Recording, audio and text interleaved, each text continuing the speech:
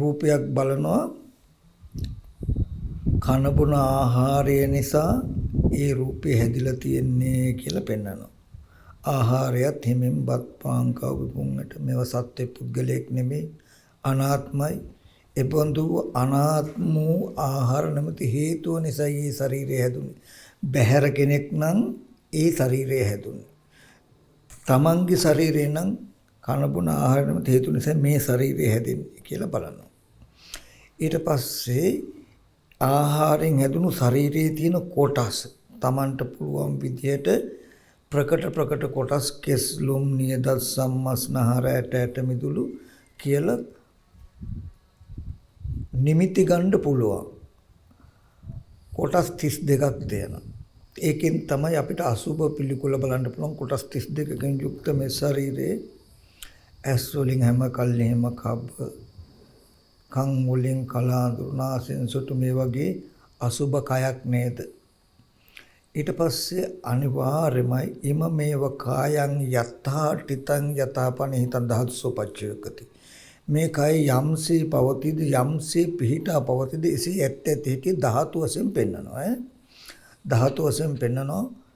පඨවි කෙස්ලොම් නිදත් කියන ටික පඨවි ධාතු අර මම දෙපෙන්නවා වගේ බාහිර පඨවි ධාතුට ආදේශ කළා. පිස්සෙම් සරව ආපෝ ධාතු ශරීරයේ තියෙන උණුසුමක් තියෙනවා තේජෝ ධාතු මේ වායු ස්වභාවය තියෙන වායු ධාතු බාහිර සතර මහා ධාතුව ගස්වැල් වල ඇති සතර මහා ධාතු සත්‍ය පුද්ගලයන් වගේ මේ කොටස සත්‍ය පුද්ගලෙන් නෙමෙයි කියලා පෙන්නනවා. ඊට පස්සේ විඥානේ නිරුද්ධ වුණොත් මේ ශරීරයට මෙහෙම දේවල් වෙන්න පුළුවන් කියලා නෝනින් බලනවා. බලලා මෙම්මක් තියා ගන්නවා මේ කය මලමිනියක් බඳුයි. මලමිනිය කොට යන්න බෑ, එන්න බෑ, වචන කතා කරන්න බෑ, රූප, ශබ්ද පෙනෙන්නේ ඇහෙන්නේ නැහැ. කන බොන ආහාරයෙන් හැදුණු කුණු කොටස් ටිකක් යුක්ත මේ ශරීරයේ මොකක්ද? මලමිනියක් බඳුයි. ඔන්න රූපේ. ඊට පස්සේ ඒ බඳු රූපය ඇසුරු කරගෙන පුරාණ කර්මයට හටගත්ත චිත්තචෛසික ටික තියෙනවා. මෙන්න මේ චිත්තචෛසික ටිකට උපකාර කරලා තියෙනවා.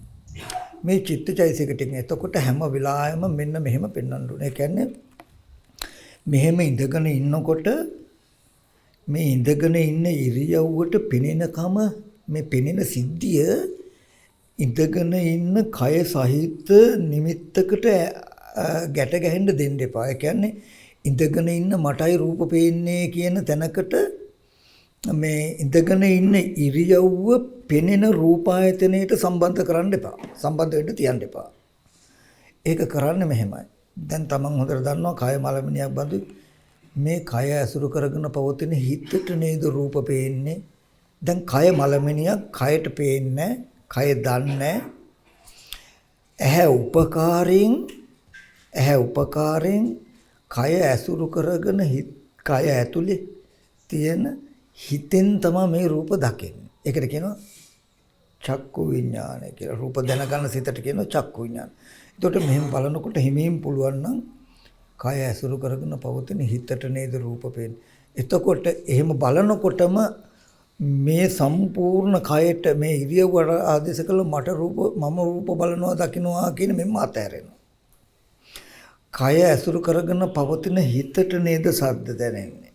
එතකොට කන උපකාරයක්. කන උපකාරයෙන් ශබ්ද අහනවා කියන කෘත්‍ය කළා තියෙන්නේ හිතෙන්. ඒකට කියනවා සෝත විඥානය කියලා.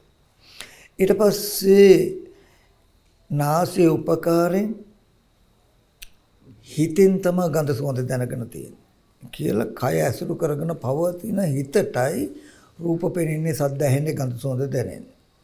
කය ඇසුරු කරගෙන පවතින සිතේ ඇති චේතනාව නිසායි වචන කතා කරන්නේ.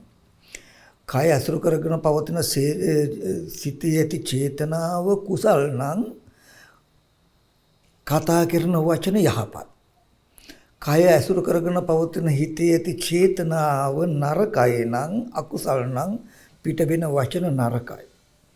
ඊගාවට කය ඇසුරු කරගෙන පවතින සිතේ ඇති චේතනාව නිසා තමයි ඉදිරියම ආපහු එම වටපිට බැලීම වෙන්නේ.